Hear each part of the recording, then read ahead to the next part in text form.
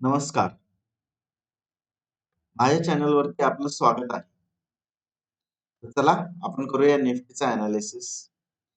काल ज्याप्रमाणे आपली चर्चा झाली होती, की आपल्याला 850च्या खाली जोपर्यंत निगेटिव्ह कॅन्डल दिसत नाही किंवा निगेटिव्ह ब्रेकआउट दिसत नाही, तोपर्यंत आपण ट्रेड घेणार नव्हतो. तर ह्या लेवलला आपल्याला एक ब्रेकआउट, ह्या कॅन्डलला आपल्याला ब्रेकआउट भेटला आणि याच्यावरती आपला स्टॉप लॉस होता. तर तीच ट्रेड आपली कंटिन्यू होती. आज सेम लेवलला आपलं गॅप अप ओपनिंग झालं, डोजी कॅन्डल बांधल्या. डोजी कॅन्डलचं ब्रेकआउट झाल्यानंतर त्याला 700 पर्यंतचं टार्गेट भेटलं. आता मार्केटमध्ये काय होऊ शकतं? तर आता आता जर आपण पाहिलं तर मार्केट एक साइडवेज फॉर्म मध्ये जायचा प्रयत्न करतोय आणि मार्केटचा जो ओव्हरऑल ट्रेंड आहे तोही चेंज झालेला आहे. मार्केटनी लोअर लोज फॉर्म करायला सुरुवात केलेली आणि लोअर हाईज बनायला सुरुवात केलेली. आपल्याला नेक्स्ट ट्रेड कुठं प्लॅन करता येईल? आपण उद्यासाठी काय प्लॅनिंग करू शकतो? जर मार्केट उद्या गॅप अप किंवा फ्लॅट ओपन होऊन ह्या लेवलच्या वरती जर निघलं तर एक छोटं टार्गेट आपण गॅप साठी घेऊ शकतो. आणि उद्या निफ्टीची एक्सपायरी असल्यामुळं उद्याही कदाचित आपल्याला एक डोजी कॅन्डल पाहायला भेटू शकते. तोपर्यंत आता नेक्स्ट टाइम मार्केट नेक्स्ट मोठी ट्रेड आपल्याला जर पाहिजे असेल तर जोपर्यंत हा लो ब्रीच होत नाही, आजचा लो ब्रीच होत नाही, तोपर्यंत आपल्याला नवीन ट्रेड घेता येणार नाही. नेक्स्ट जे टार्गेट राहील ते थोडंसं मोठं राहील. आपण जर गॅप डाऊन ओपन झालं उद्या मार्केट आणि इथं जर प्राइस ऍक्शन बनली आपल्याला 400 पर्यंत मार्केट येताना दिसू शकतं. ह्या लोला मार्केट रिस्पेक्ट करणं जरा मुश्किल होईल. हा लो ब्रेक झाल्या आपण झाल्या म्हणण्यापेक्षा प्राइस ऍक्शन पाहून 400 पर्यंतच्या टार्गेट साठी उद्या आपण वेट करू शकतो. कंटिन्युएशन मध्ये जर जायचं असेल तर जर मार्केट ह्याच रेंज मध्ये जर राहिलं तर थोडस व्हॉलॅटिलिटी मार्केटमध्ये राहील. जर मार्केट इथून वरती आलं आणि आपल्या ट्रेंड लाईन पासून रिजेक्शन जर भेटत असेल तिथूनही आपल्याला एक ट्रेड चांगली भेटू शकते, ती आपण ट्रेड प्लॅन करू शकतो. तर आता पाहूया आपण बँक निफ्टी.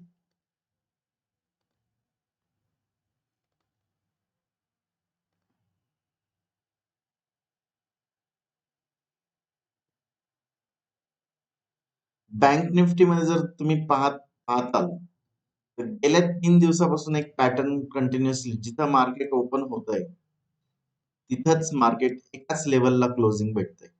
मार्केटमध्ये मूव्ह होतीये पण ऍट द एंड मार्केटमध्ये त्याच लेवलला आणि आपण डिसाईड केलं की ही लेवल व्होलॅटिलिटीची राहणार आहे. जोपर्यंत ह्या लेवलच्या खाली प्राइस ऍक्शन होत नाही 45,950च्या खाली, तोपर्यंत आपण बँक निफ्टी मध्ये ट्रेड नाही करणार आहोत. बँक निफ्टी सध्या व्होलाटाईल आहे, याच्यात स्टॉप लॉस होण्याचे चान्सेस जास्त आहेत.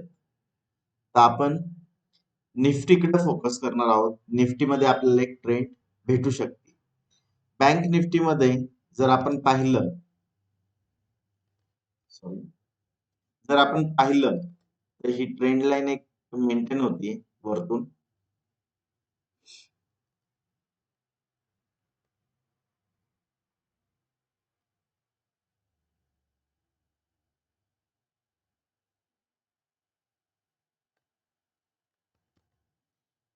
ह्या ट्रेंड लाईनला मार्केट वरती तर जात आहे पण त्याच्या वरती क्लोजिंग नाही होते.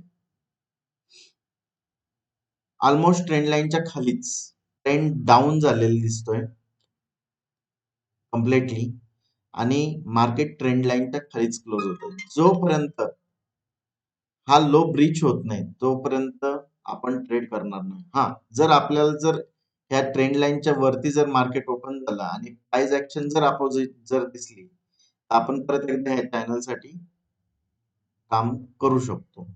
पण ही थोडी रिस्की ट्रेड राहील. जोपर्यंत ह्या एरियाच्या बाहेर पडत नाही, 45,950च्या खाली जोपर्यंत मार्केट निघत नाही, तोपर्यंत आपण नेक्स्ट ट्रेड प्लॅन नाही करणार आहे. ह्या हायच्या वरती आपण एक ट्रेड प्लॅन करू शकतो. 47,000 रुपयापर्यंतचं टार्गेट आपण फर्स्ट टार्गेट घेऊ शकतो.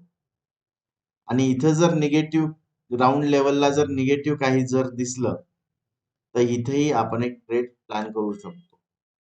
तर सध्या बँक निफ्टीमध्ये आता तरी काही होताना दिसत नाहीये. एक साइडवेज मार्केट दिसतंय. ऍट द एंड क्लोजिंग जी होतीये ती एकाच ठिकाणी क्लोजिंग होती.